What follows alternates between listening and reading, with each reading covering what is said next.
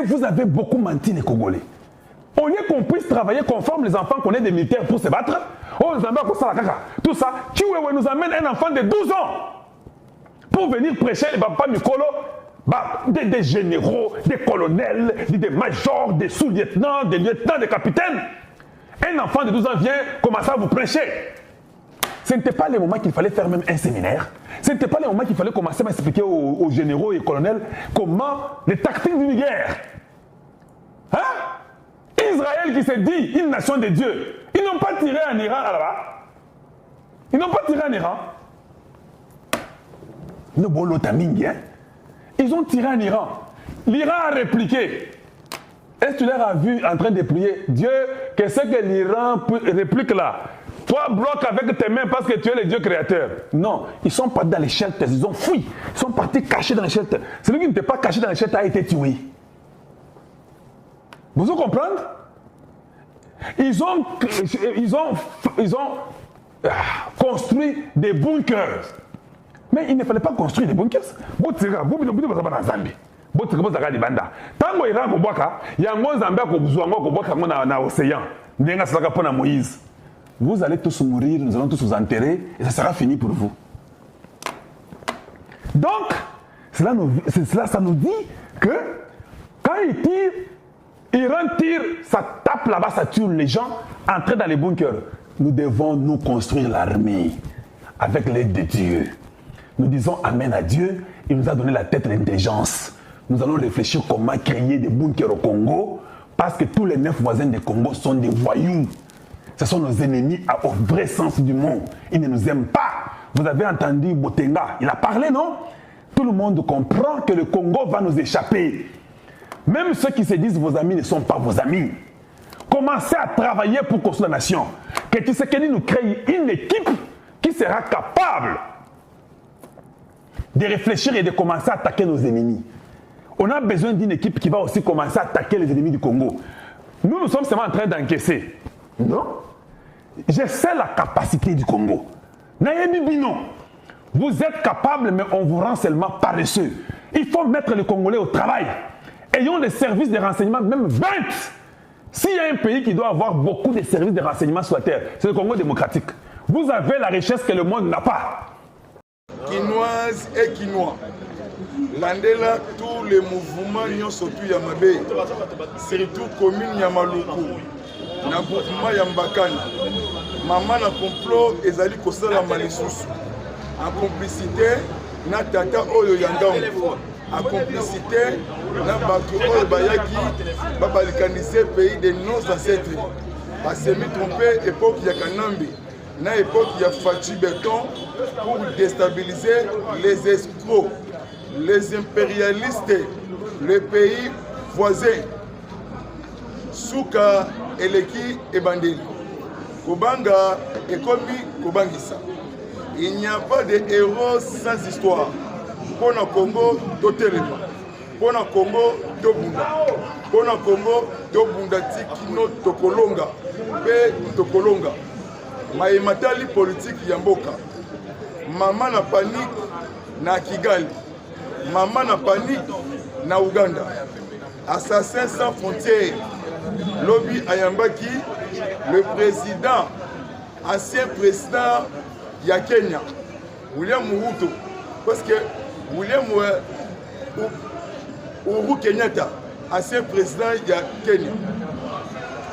Aebisi Kagame, si les signatures, il y a accord de paix.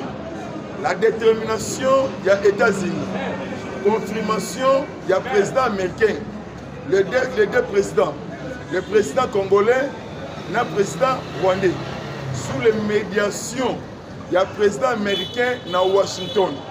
Les 15, les 16, les 17 juillet, ils allaient accord et ils ont signé. Président congolais, président rwandais. La neutralisation, toutes les forces négatives au l'est de la République démocratique du Congo. Bakodeko, Batuwanero, Ngomino, Kodeko, Maïma Isaïr. Ils allaient créer et diriger na Hippolyte Kanambi. professionnalisme politique ya mokonzi ya mboka et déstabiliser lisusu et Europe. Europe divisée en deux parties. Marque de la bête, c'est Macron Emmanuel.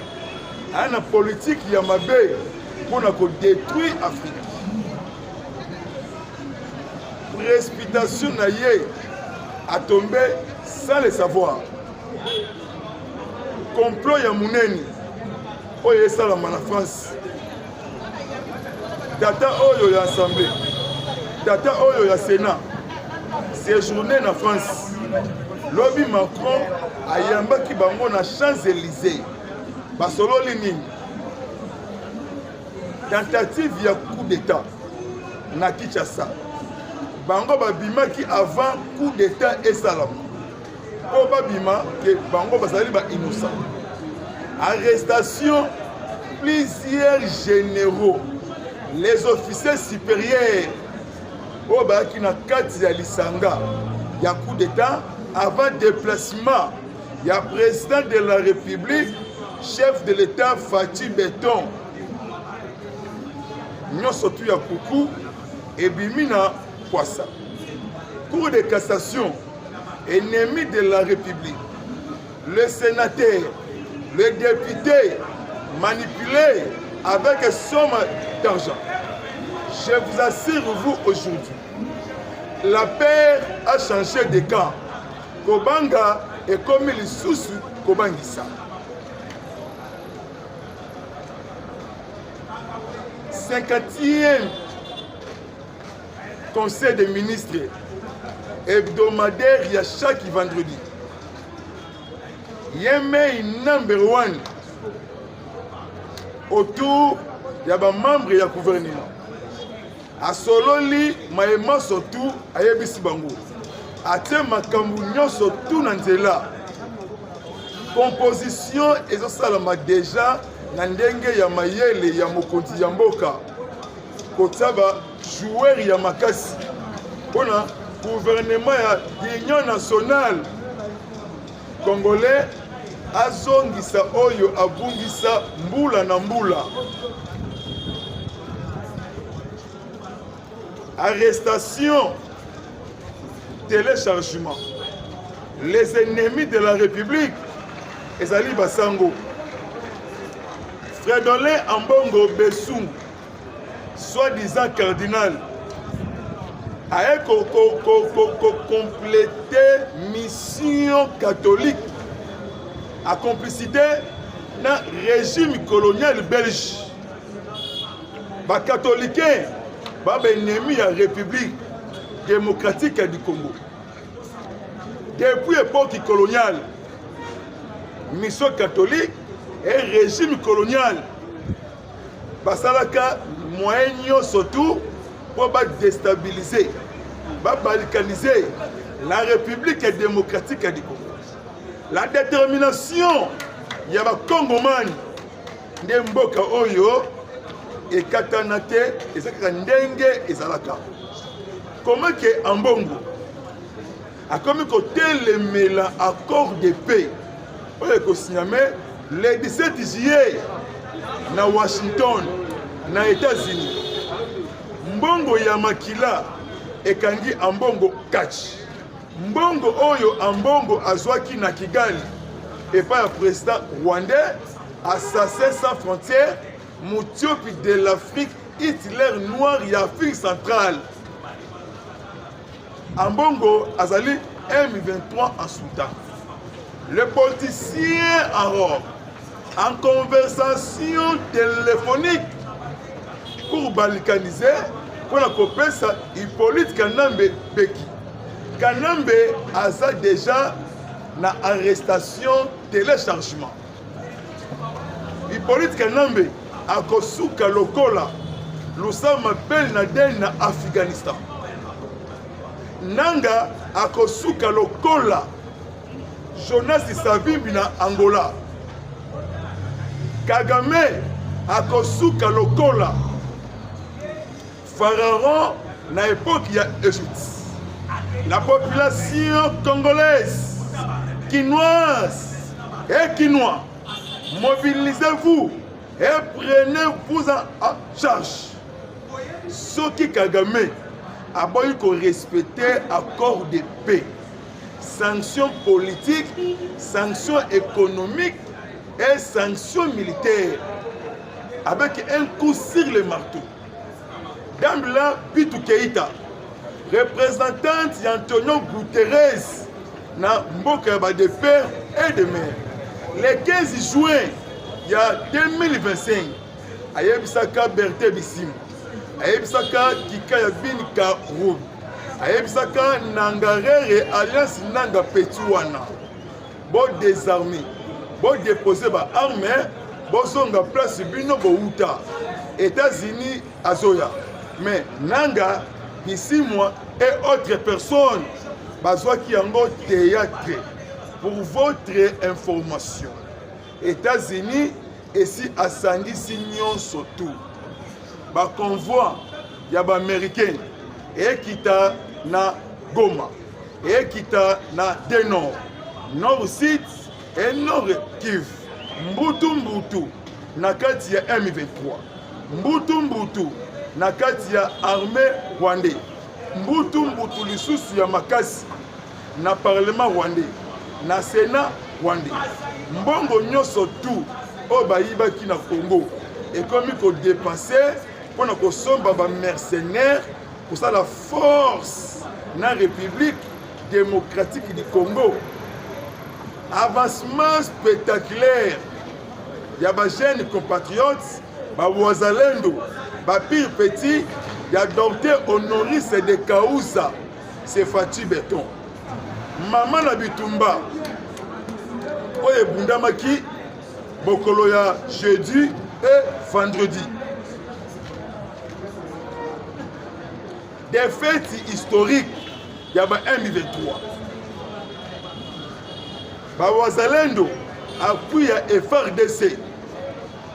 Baouti ko neutralisé, Baouti ko boma 250 M23 na Nyangezi, lobi lisusu koto Sidi Kivu, embuscade stratégique o esalami koto Wazalendo, koto le M23 mouvement terroriste rwandais.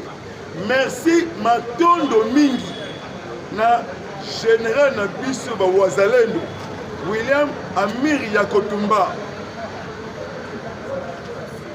19 M23 neutralisé. Colonel rwandais dirigé M23 Akufaki Lobby.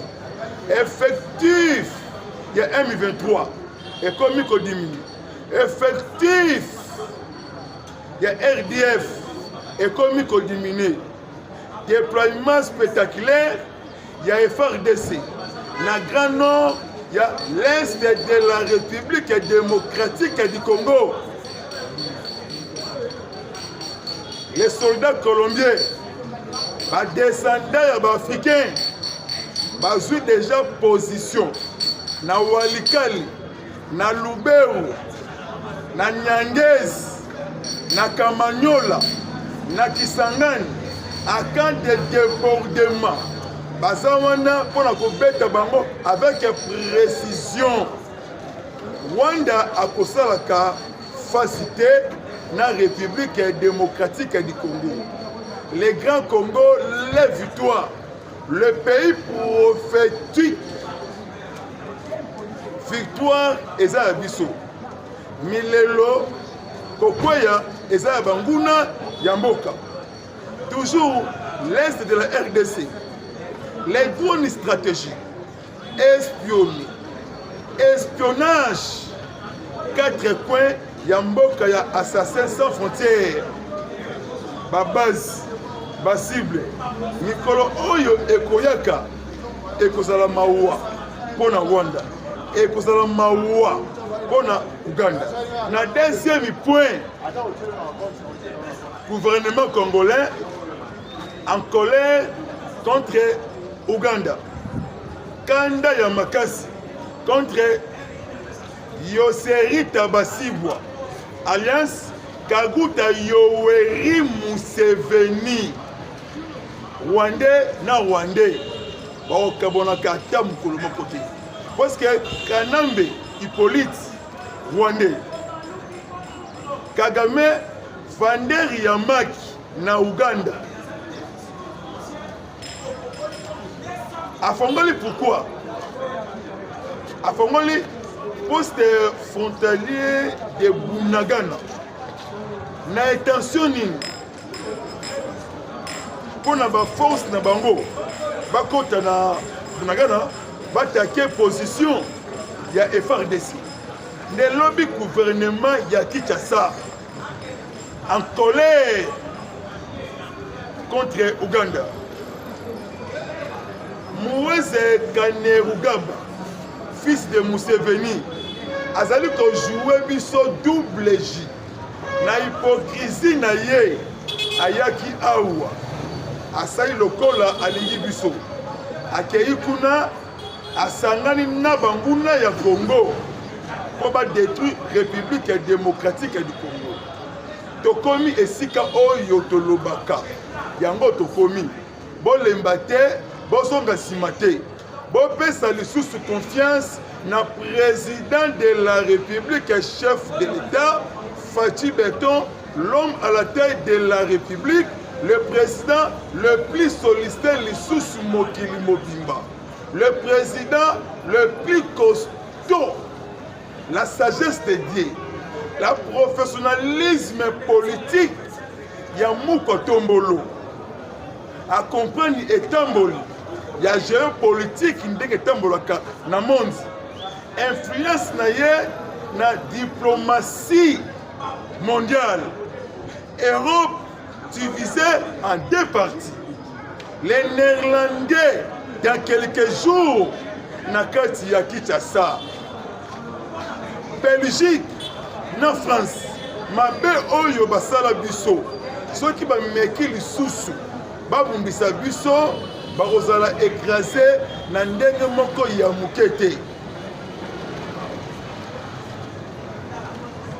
Tata ekolo papa mokonzi ya mboka azo préparer mikolo oyo ekoyaka mpona kozwa pepo kokende États-Unis d'Amérique après koyamba 5 présidents africains na Maison Blanche Donald Trump azela les deux chefs de l'État nde Kagame abenga William Ruto mabe ayamba Uhuru Kenyatta mabe.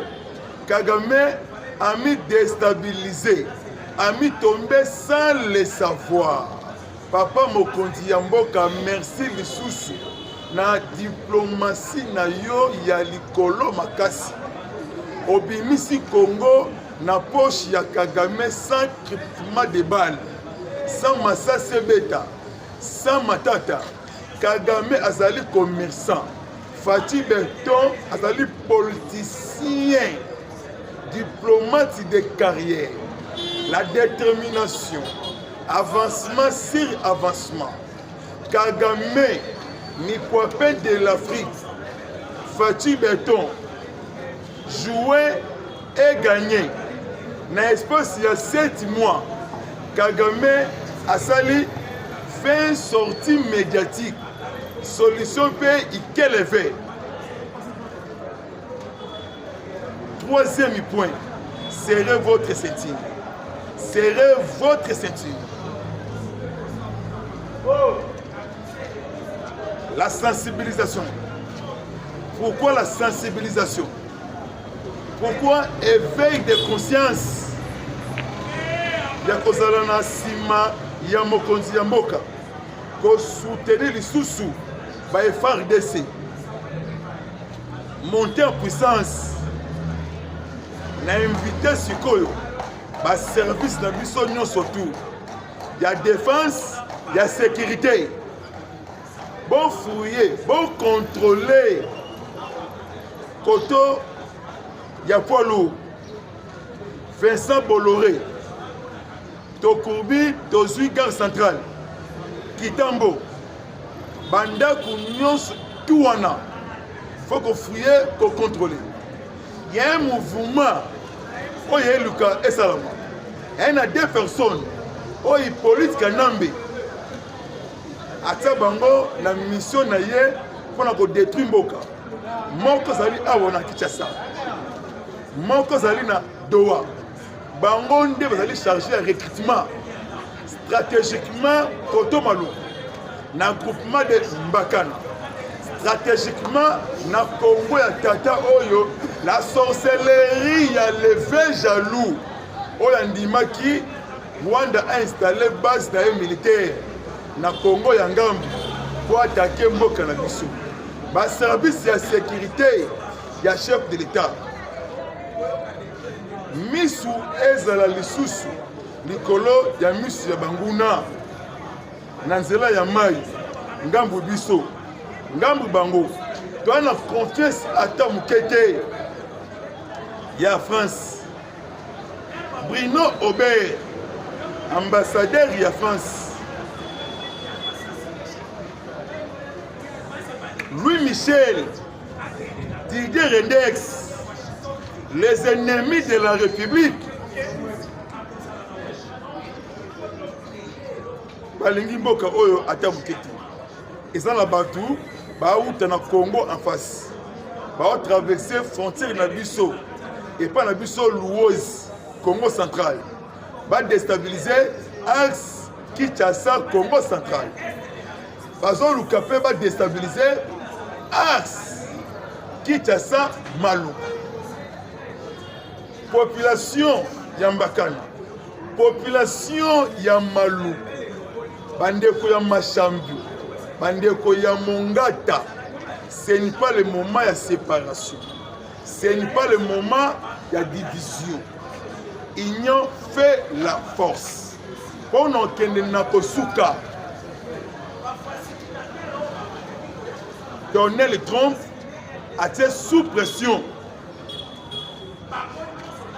na Qatar na Doha accord ya Doha ekokana na accord de paix M23 a accepté un lima cantonnement na camp de Rumangabo na Sabino na Maniema dans la politique ya Rwanda yango wana politique ya M23 selon M23 na Doha bapesa ye de Kivu non na Sidi a dirigé yango pendant 8 ans ezali balkanisation stratégique merci lisusu papa Jacquemaine Chabani le VPM de l'intérieur na détermination ya ko rejeter na stylo pic blé a baraki esalaki drapeau ya Angleterre a rejeter nyonso tout meilleure solution c'est solution militaire nde ekosilisa bitumba M23 akoyoka na mbuma Rwanda akoyoka na maisasi oyo kobetaka mikolo oyo ekoya M23 aza congolais M23 aza rwandais bon analyser état ke batu ya mayele ba propos ya Fredolin Ambongo même propos ya Donatien Choli même propos ya ba M23 ya Rwanda na Doha même propos ya Alliance Katumbi mais Katumbi tombé sans le savoir Katumbi bauti ko melaye ya beaucoup de millions de dollars américains la crise des Smith député américain démocrate mbongo ya lobbying eliawi na ndenge moko ya mukete merci papa Edi Kapen commandant ya 22e région militaire na Kisalu ya Ngolo lisu likolo ya lisu na Katanga Uvira axe Kalemi complicité à propos il y a le 15 juin l'homme de 318 de morts na Kalemi na Tanganyika na Moba pour déplacer population pour pousser rébellion va déstabiliser le Lubumbashi mbongo oyo bakangaki 200 millions de dollars américains tintiane basangisaki mbongo complicité tata ya assemblée complicité tata ya sénat complicité tata ya cour de cassation complicité na mama oyo ya Lualaba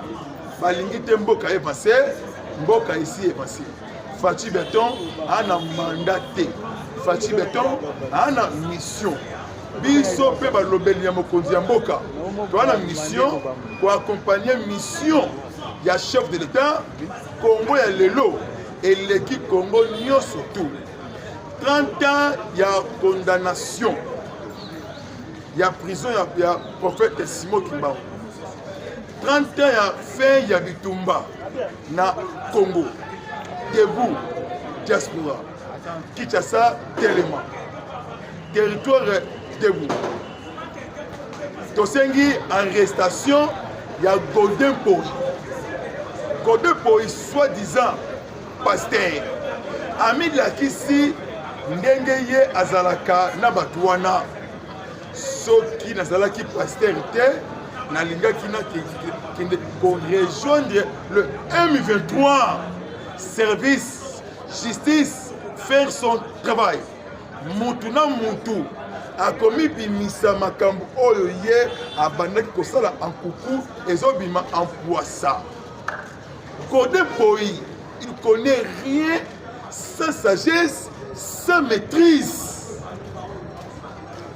bato baye komi bombama na bopaster bango nde baennemi babande kozela M23 pusana po base positionner l'on propose et Dieu dispose il est temps pour nous RDC esi ebimi na libulu ya bandoki ya mboka Kanambe Hippolyte séjourné na Zimbabwe et pas ya Emerson Mnangagwa ennemi de la République kopanique te kobanga te ngai na sire bino ngai na fortifié bino tokoki kozanga milike bisikuit ya sukat la priorité de priorité l'est de la République et soit paix tous les temps de Congo fait ekota attendre quoi liete alali alamuki na esengo na sécurité ya makasi yango nde combat la biso les gomatraciens les kivusiens les ituriens Kasai Congo central Équateur Kinshasa Bandundu Katanga